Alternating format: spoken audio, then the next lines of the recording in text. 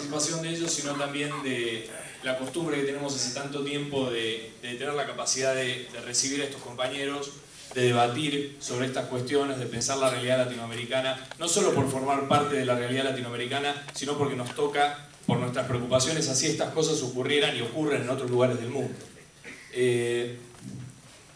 Y en este sentido destacar que nosotros, incluso por algunas cosas que he escuchado de intervenciones de, por ejemplo, compañeros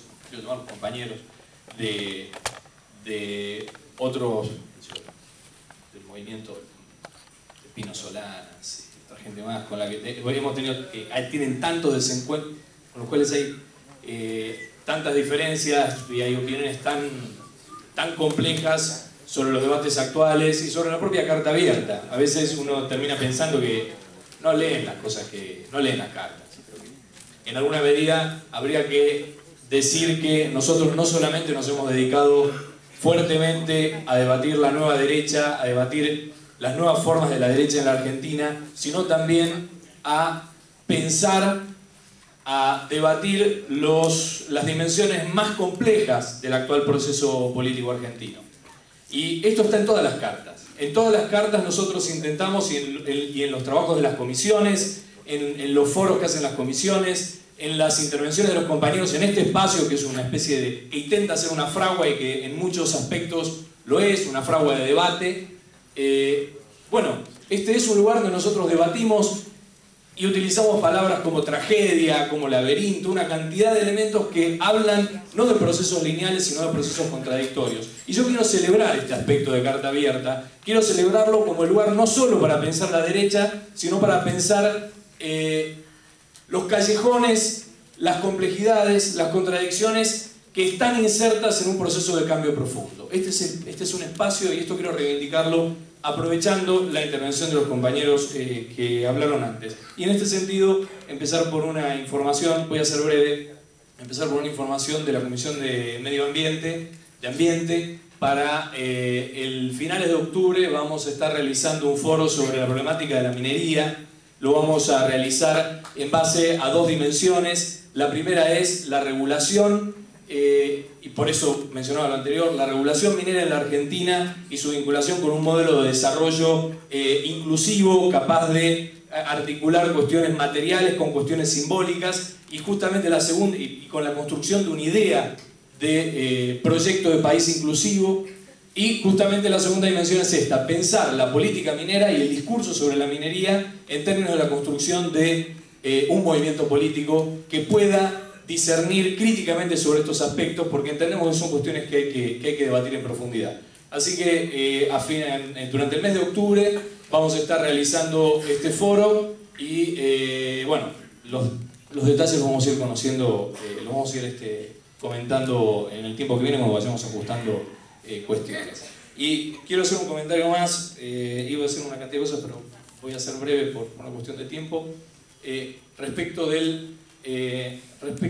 Fernando Enrique Cardoso hace algún tiempo, un tipo que a mí en algunas cosas me resulta interesante en términos de desarrollo teórico y de pensamiento político, desde luego en la década del 70, 60, 70 fue donde despuntó con una cantidad de debates, y en un texto muy interesante él hablaba de la crisis del modelo keynesiano, el modelo estructuralista en América Latina, y decía: uno de los errores fundamentales fue considerar que las burguesías latinoamericanas que se desarrollaron y acumularon al calor de las regulaciones keynesianas o estructuralistas durante todo este periodo, que fueron las políticas que permitieron la industrialización de América Latina, un grave error fue considerar que esa burguesía era una burguesía en términos políticos y no solo en términos de proceso de acumulación. Al haber transferido la base material que permitió el desarrollo de esa burguesía a dimensiones políticas y culturales, se dejó de ver que las ligazones de esa burguesía nacional eran principalmente materiales y no necesariamente y automáticamente políticas y culturales. Y que parte de la fragmentación de ese modelo, de la destrucción de ese modelo y de la industrialización trunca, recién hablábamos con David que citaba un libro muy interesante, La industrialización trunca de América Latina. Esa industrialización trunca no fue una industrialización trunca por cuestiones materiales. América Latina y Argentina durante la década del 70 se industrializaba e incrementaba sus exportaciones industriales de alto contenido tecnológico, y ese proceso se paró por cuestiones políticas, culturales, en donde esa burguesía que se pensaba iba a reaccionar directamente, que iba a ligar la materialidad del proceso de acumulación con los procesos políticos que se veían, esa vinculación que se piensa automáticamente, economicistamente, pensar de manera economicista las clases sociales, no se dio. Y hoy es imposible no volver a las fotos de las últimas semanas y desde luego a las fotos de la EA, de la UIA, con Mañeto en el medio y los grandes empresarios argentinos, y en pensar los límites, de la concepción economicista de la política. Hay que decir algo respecto del desarrollismo. El desarrollismo en la Argentina se establece como, digamos, el proceso de industrialización compleja, iniciada con, digamos, como dice Ferrer en su libro famoso, La industrialización fácil o sencilla de los dos primeros planes quinquenales. El desarrollismo en la Argentina tiene un componente de clase fundamental. Hay que pensar que el contexto político del desarrollo del desarrollismo, valga la redundancia, en la Argentina tiene que ver con la proscripción del peronismo. Hay que puntualizar esta cuestión y pensar que junto con lo que fue la CONADE, el órgano de desarrollo del pensamiento de la planificación económica en la Argentina, estaba articulado con la aparición de la CONACE, que estaba vinculada a problemas de seguridad interior. Y hay que pensar que el desarrollismo articula un conjunto de intereses de clases sociales que son, permítanme traer la categoría de oligarquía diversificada, de Basualdo, que vincula la gran industria en la Argentina con el sector propietario de las tierras, de las mejores tierras de la Argentina, y que fue el actor menos visible y que más actuó en el conflicto de la 125, el capital transnacional y el capital financiero local e internacional. Estos elementos son los que articulan a la idea del desarrollismo, y que tiene una concepción de clase, a su vez que una concepción material. Y cuando nosotros pensamos el proceso actual, tenemos que tener en cuenta, en primer lugar, el carácter de clase de aquella etapa,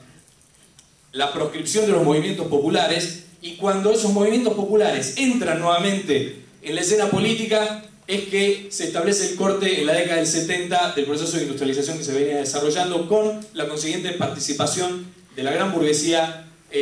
local e internacional en ese proceso, que desde luego está vinculado a la dictadura. Es decir, ¿qué quiero traer con esto?